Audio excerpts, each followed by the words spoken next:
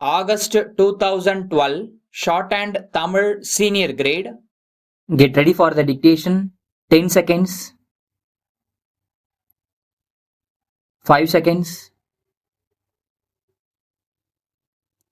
Start.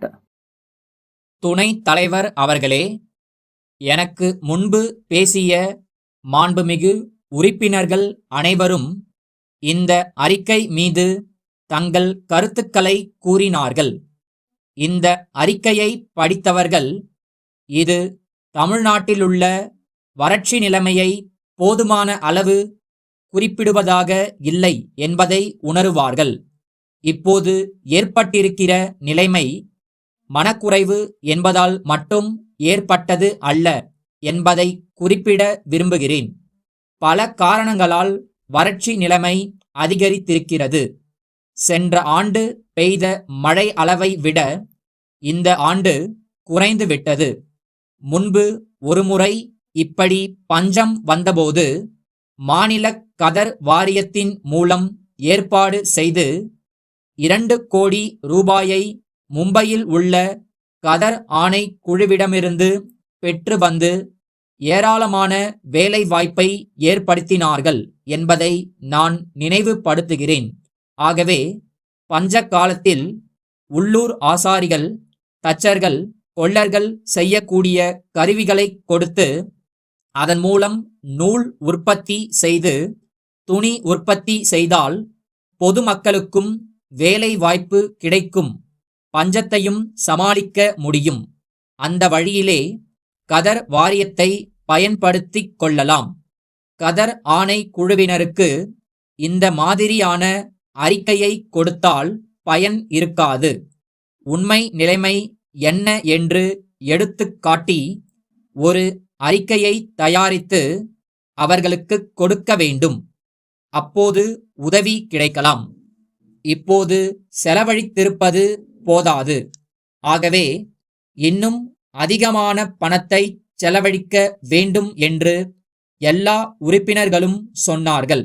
செலவழிப்பது என்பது நம்முடைய அரசின் கடமை. பொதுமக்களுக்கும் இதை செய்வதில் கடமை இருக்கிறது என்று உணர்த்த வேண்டும்.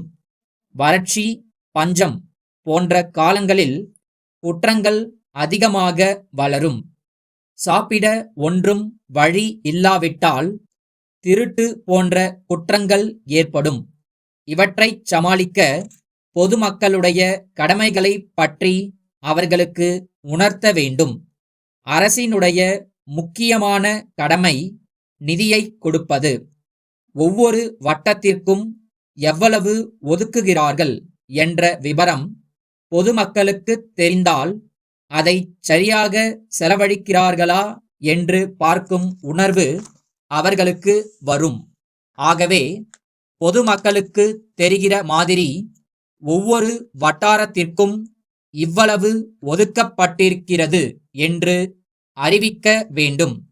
அப்படி செய்தால் பொதுமக்களும் கண்ணும் கருத்துமாக இருப்பார்கள் என்பதை சொல்ல விரும்புகிறேன்.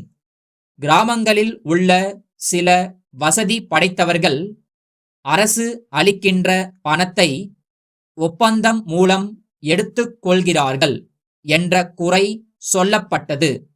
அவர்களுக்கு இரக்க சித்தம் உண்டாக்கக்கூடிய அளவிற்கு ஏற்பாடு செய்ய வேண்டும்.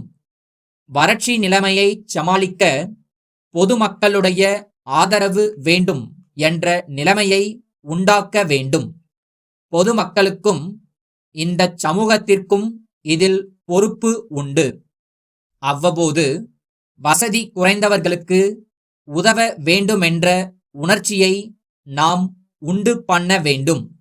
தற்போது உள்ள சூழ்நிலையை பயன்படுத்தி நல்ல உணர்வுகளை வளர்க்கும் சூழ்நிலையை நாம் உண்டு பண்ண வேண்டும். மும்பை ராமானுஜம் கூட்டமைப்பு, கொல்கத்தா முருகன் கூட்டமைப்புக்கு எழுதும் கடிதம். அன்புடையீர், தங்களுடைய சரக்கு தேவைக்கான உத்தரவை நிறைவேற்றுவதற்கு கால நீட்டிப்பு கேட்பதற்கு நாங்கள் வருந்துகிறோம். எதிர்பாராத விதமாக ஏற்பட்ட தொழிலாளர்களின் வேலை நிறுத்தத்தால் எங்கள் தொழில் சிறிது காலம் முடக்கப்பட்டது. எனினும் வேலை மறுபடி துவங்கப்பட்டிருப்பது தங்களுக்குத் தெரியும். எங்கள் ஒப்பந்த வேலைகளை முடிப்பதற்கு நாங்கள் தீவிர முயற்சி எடுத்து வருகிறோம்.